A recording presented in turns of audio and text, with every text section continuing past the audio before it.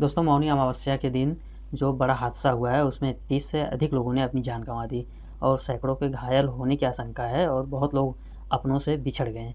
इस पर पूरी पब्लिक इस बात से नाराज़ है कि वहाँ पर पूरी तरह से व्यवस्था नहीं की गई थी, इसकी वजह से इतनी बड़ी दुर्घटना हो गई। और योगी सरकार से काफ़ी लोगों ने सवाल किया है कि क्या वो इस्तीफ़ा देने वाले हैं। हालांकि इस पर राजनीति आगे होती रहेगी और काफ़ी लोगों ने इस पर अपनी प्रक्रिया जाहिर की है, जिनमें से कुछ लोग योगी सरकार से इस्तीफ़ा की भी मांग कर रहे हैं। हालांकि अभी तक योगी सरकार जी का इस पर कोई आधिकारिक बयान नहीं दिया गया है कि वो इस्तीफ़ा दे रहे हैं या नहीं। हम तो कहते हैं कि ऐसे मुख्यमंत्री को कुंभ पर्व रहते रहते इस्तीफा दे देना चाहिए। ये नहीं है पद के काबिल, ये जनता से झूठ बोलता है। हम कल एक दिन उपवास नहीं रख सकते थे उनके लिए जो चले गए, आपने उससे हमको वंचित कर दिया। हमको आपने ऐसा आभास करा दिया कि अफवाह चल रही है, कोई कैजुअलिटी नहीं हुई है, कोई मृत नहीं हुआ है। तो इतना बड़ा धोखा संत समाज के साथ, इतना बड़ा धोखा सनातनियों के साथ, इतना बड़ा धोखा हम लोगों के साथ कैसे इन्होंने कर दिया? क्यों कर दिया? इतनी बड़ी जब घटना हो गई थी तो आप क्यों छुपा रहे थे? तो इस बात की पीड़ा ज्यादा है कि जो घटना हुई वो तो हो गई, लेकिन इन्होंने उसको छुपाने का प्रयास किया।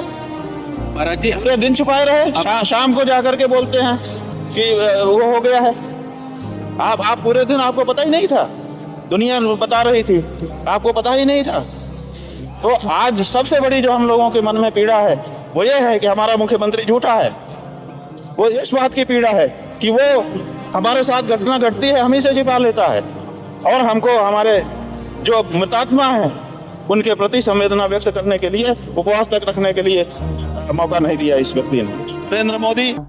दोस्तों, इन सब के बीच एक वीआईपी और आम जनता को लेकर जो व्यवस्थाएं की गई हैं उस पर बड़ा सवाल उठ रहा है। जिस तरह से वीडियो क्लिप में दिखाया जा रहा है कि वीआईपी लोगों के लिए एक अलग सेक्टर बनाकर उन्हें पूरी तरह से व्यवस्था दी जा रही है कि वो आएँ और स्नान करके जाएँ और सुरक्षित उन्हें वहाँ से निकालने का प्रयास किया जा रहा है। उनकी गाड़ियाँ अंदर कुंभ मेले तक जा रही हैं। वहीं आप दूसरी वीडियो में देखेंगे कि किस तरह से पूरे आम जनता को धक्के मारकर उस पूरे रास्ते से उन्हें बाहर निकाला जा रहा है और उसी रास्ते से उन्हें अंदर लाकर नहलाने के लिए जगह बनाई जा रही है। अमावस्या पे प्रयागराज में बहुत भीड़ है, पर अगर आप देखेंगे तो ये अरेल में वीवीआईपी घाट है। यहाँ पे दूर दूर तक मुझे तो कोई भीड़ नहीं दिख रही। बहुत खूबसूरत अरेंजमेंट है प्रशासन का यहाँ पे।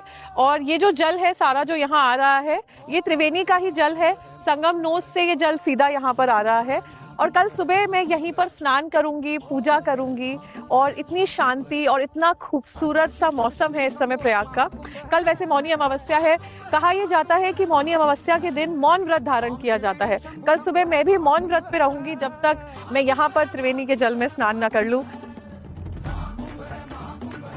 पंडित जी को यहाँ बोल देते हैं, पूरा यहाँ कारपेट वगैरह बिछाकर पूरी आरती और हवन भी हो जाएगा। तो आरती, हवन और क्या होगा।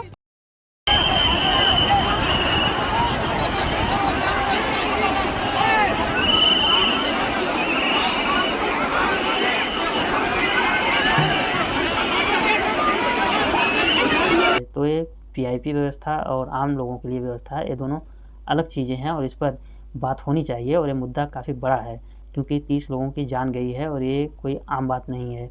हालांकि आधिकारिक रूप से बताया गया है कि 30 लोगों की जान गई है, लेकिन कुछ मीडिया और कुछ ऐसे लोगों के द्वारा आशंका जताई जा रही है कि ये जो मौत का आंकड़ा है वो और भी अधिक हो सकता है। फिलहाल अभी इतनी ही जानकारी है कि 30 लोगों की मौत हुई है।